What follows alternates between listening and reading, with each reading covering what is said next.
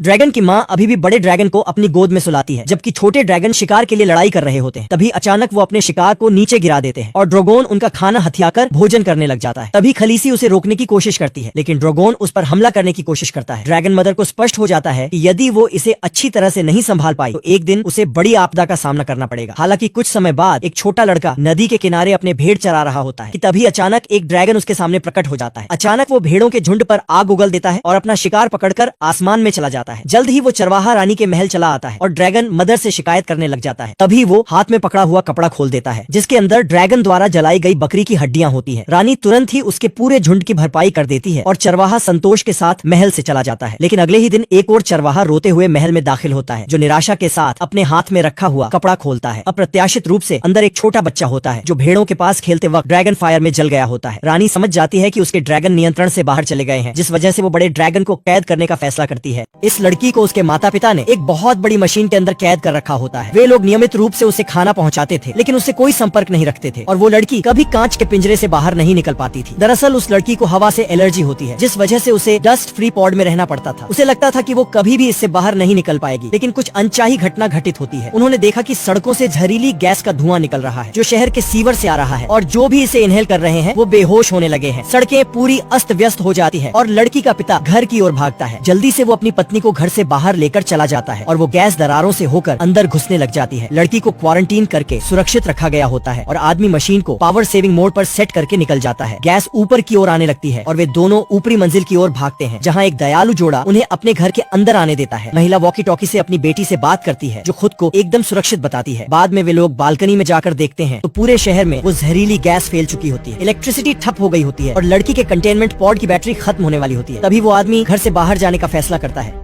इस पैरालाइज्ड लड़की को गलती से पता लग जाता है कि जो दवाई 18 साल से उसकी माँ उसे पिला रही थी वह नकली है। लड़की दवाई के वास्तविक प्रभाव का पता लगाने के लिए काफी उत्सुक होती है। उसकी माँ जब उसे थिएटर ले जाती है तो लड़की बाथरूम जाने का नाटक करके चुपके से वहाँ से बाहर निकल जाती है। जल्दी से वो एक मेडिकल स्टोर पर जाती है और गोलियां निकालकर पूछने लगती है कि आखिर इसका उपयोग क्या है। फार्मासिस्ट बताती है कि ये दवाई कुत्तों को पिलाई जाती है, जिसका उपयोग मुख्य रूप से पैरों में दर्द और सनसनी को कम करने के लिए किया जाता है। अगर कोई व्यक्ति इसे लंबे समय तक लेता है तो यह पैरों में विकलांगता और पैरालिसिस का भी कारण बन सकती है। लड़की की पैरों तले जमीन खिसक जाती है कि तभी वहाँ पर उसकी माँ पहुँच जाती है, जो चुपके से उसे एक ट्रैंक्विलाइजर इंजेक्ट कर देती है। लड़की जब होश में आती है तो उसकी माँ ने उसे एक तहखाने में बंद कर दिया होता है। तभी उसकी नजर शेल्फ पर पड़े एक बॉक्स के ऊपर जाती है। उसे खोलने पर उसे पता चलता है कि जब वह छोटी बच्ची थी तब उसके पैर एकदम सामान्य थे। बॉक्स में एक डेथ सर्टिफिकेट भी होता है, जिससे पता चलता है कि उस महिला का अपना बच्चा जन्म के तुरंत बाद मर गया होता है। क्रूर महिला ने उसको अस्पताल से चुरा लिया होता है, जो उसे अपने पास रखने की कोशिश कर रही होती है। उसने लड़की को लंबे समय तक सभी तरह की दवाइयां दी होती है, लेकिन लड़की को आखिरकार सच्चाई